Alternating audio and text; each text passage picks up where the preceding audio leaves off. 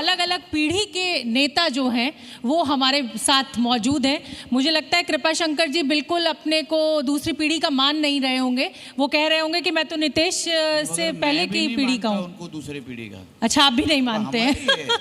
चलिए, तो मेरे साथ दो नेता मौजूद हैं और ऐसे नेता जो किसी तारुफ के मोहताज नहीं है। मैं नितेश जी के साथ शुरुआत करूंगी। नितेश जी, अभी जैसा कि मनोज ने बोला कि आप बेखौफ हैं, निडर हैं, वो सब तो ठीक है, लेकिन इतना भी क्या बेखौफ होना कि दूसरे धर्म के लोगों को आप खौफ में डाल दें? क्योंकि मेरा खून ही भगवा है और खून भगवा होने की वजह से वो निडर होना, बेखौफ होना, वो हमारे खून में होने की वजह से हमारे इस हिंदू राष्ट्र में अगर हम हमारे सनातन धर्म के बारे में, हिंदू धर्म के बारे में नहीं बोलेंगे तो कोई इस्लामाबाद पाकिस्तान में जाके तो बोल नहीं सकते। तो मुझे लगता है कि सही देश में सही भूमिका लेना ये बहुत ज़रूरी है। इसलिए हम हमेशा किसी और धर्म को नीचा नहीं दिखाते, मगर हम हमारे धर्म को जो कोई उसके तरफ गंदी नज़र से देखता है उसको उसकी सही जगह दिखाते। कुछ भी कहकर सही जगह दिखाते हैं, कुछ भी बोल देते हैं, चाहे किसी की भावना आहत क्यों ना होती हो। हिंदू धर्म और सनातन ये कब कहता है कि दूसरे का अपमान कर कर या दूसरे का दिल दुखाकर हमारा सनातन सच्चा तो है?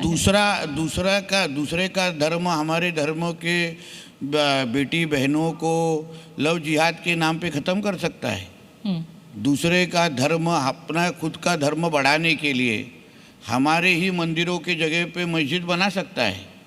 ये कौन सा अलग अलग नियम है? ठीक है, ये हमारे हिंदू राष्ट्र है, यहाँ सर्वधर्म समभाव चलता नहीं है।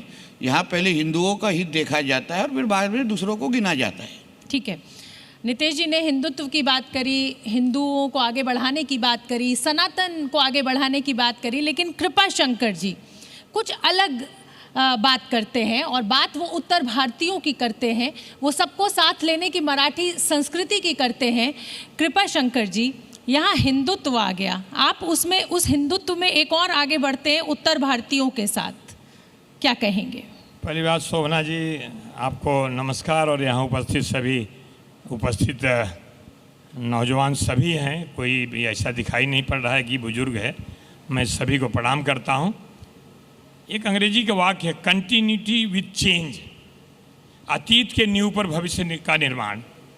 और जहाँ मनोज मुंतशिर जैसा एक व्यक्तित्व साहित्य का प्रेमी बैठा हो, उन्होंने अपनी बातें कही। नितेश राणे जी ने जो बात कही, मैंने कहा ना, कंटिन्यूटी विथ चेंज।